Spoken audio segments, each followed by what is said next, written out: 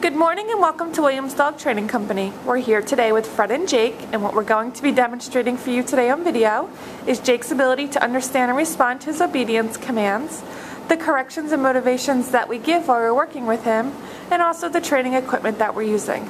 Fred is using a regular 6-foot training leash, and he's going to keep the bulk of that leash folded neatly in his right hand, leaving his left hand free to give the correction.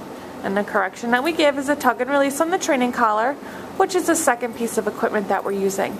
You'll notice that Fred keeps that collar up on his neck, high up on his neck for the most control, and we will show you how to properly put that collar on and use it during your one-on-one lesson. Well, Jake is sitting very nicely on Fred's left-hand side, and that's where all of our obedience training takes place. The first command that they're going to demonstrate for you is heeling, and heeling is proper walking on a leash. Fred and Jake take off doing that now, and the command that you're going to give is Jake heel, and you're going to simply start walking where Jake should then fall in line, heeling appropriately on your left hand side. What this means is he should be keeping pace with you whether you're walking at a faster pace or a slower pace, and he should not be lagging behind or lunging ahead on that leash. We've also gone ahead and incorporated an automatic sit into your heeling exercise, so that anytime that you're out walking with Jake and you stop, he should sit nicely right there at your left heel position. There's an example, and you'll see examples of those automatic sits throughout the video here.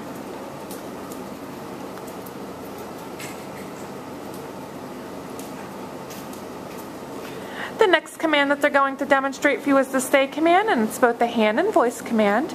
You're going to use the open flat of your left palm in front of his muzzle and the one-word command to stay, and then walk out to the end of the training leash. Now Jake should remain seated in his position and should not break.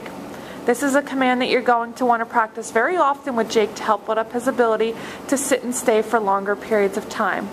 When you're practicing this at home, you want to start at around 30 seconds, and upon his continued success, you'll increase your intervals, working up to a total of 3 minutes for your long sit stay. When Fred returns back, he's going to walk all the way around, counterclockwise motion, returning back so that he is back in heel position on the left-hand side, and they're going to demonstrate their heel sit and stay again. It's very important to make it fun and motivating for Jake when working him through his commands, and to let him know that he's doing a good job. You can do this by using lots of positive reinforcement, whether it's physical praise and giving him a little pet on the head, or verbal praise and telling him good boy. If you're physically praising him, just don't go overboard to get him too excited to make him think it's a play session. Just a little scratch on the head will do. Now the next command they're going to demonstrate is the recall or the come on command. You're going to call Jake in using his name in a happy tone. He should get up and come in and sit directly in front of you. Good boy. And around the right side of you, the back of you, returning to your left hand side, sitting nicely. Good boy. They'll demonstrate that again.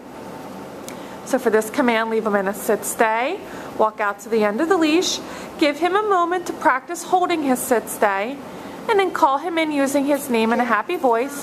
When he comes in, it is very important to make sure he sits. This is to prevent him from jumping up on yourself and guests when being greeted. And around the right side, the back, to the left side, sitting nicely. Good boy. If at any time you're working Jake through his commands and he does not complete them appropriately, or he displays any unwanted behavior, the first words out of your mouth are a nice firm no, followed by a tug and release on that training collar, and repeat the command. Now the next command that they're going to demonstrate for you is the first of our down commands, and it's the down from a heel position. Again, use the open flat of your left palm straight down towards the ground, and the one-word command to down. And then before you walk out to the end of your training leash, give that stay command. Jake should remain laying down in this position and should not break. And of course, this you're going to want to practice very often as well to help build up that ability to down stay for longer periods of time. With your down stay, you'll practice starting at 30 seconds, and you'll increase your intervals, working up to a total of 5 minutes for your long down stay. Fred returns back. So that's 3 minutes for your sit stay and 5 minutes for your down stay. Good boy, Jake. Heels him out of that. And they will demonstrate that again. But in the meantime, this is a good time to remind you that although you're going to be using and incorporating your commands into your everyday activities and schedules, you're going to make sure to set aside about 15 to 20 minutes every day to work Jake through his commands in a formal obedience training session such as this video. It's great practice for the both of you, and it's a great helps with the transition back into the house and understanding his new rules and incorporating the commands. So as you see, Fred left him in another down stay, gives him a moment to hold it, and they'll demonstrate the recall command from the down position this time. Gets up and comes in, Mr. Happy Dog.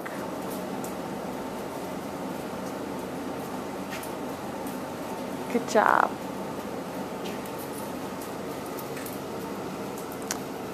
And now Fred and Jake have one last command to demonstrate, and that's the second of our down commands. And this one is the down from a distance. For this command, you leave Jake in a sit-stay. Walk out to the end of your training leash. And from the end of the leash, you're going to use your right hand to drop Jake into a down.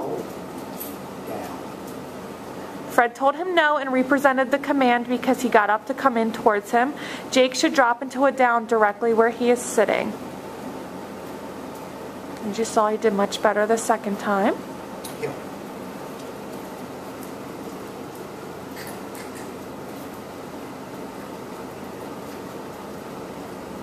Stay. We'll demonstrate that again for you. Much better. Good boy.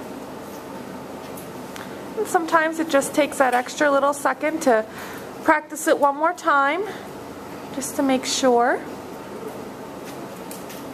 So we've demonstrated for you today all the obedience. Fred's going to demonstrate. Here we go. Fred is going to demonstrate a little bit of advanced off-leash training with him. This is just the intermediate stages. And what he's done is drop the leash and slowly increased his amount of distance between himself and Jake. Now he leaves him in a down stay. Same thing. Increases his distance only by a little bit. This is something that you'll be able to work up to in the future if you're very consistent and diligent with Jake's on-leash training. You want to make sure he's complying with you 100% of the time and following through with his commands before you advance to dropping the leash. So we've demonstrated for you today all the obedience commands that Jake has learned here at school. It's been a pleasure working with Jake. We do ask that you keep us posted on his progress back home. And thank you again for choosing Williams Dog Training Company as your personal dog trainer.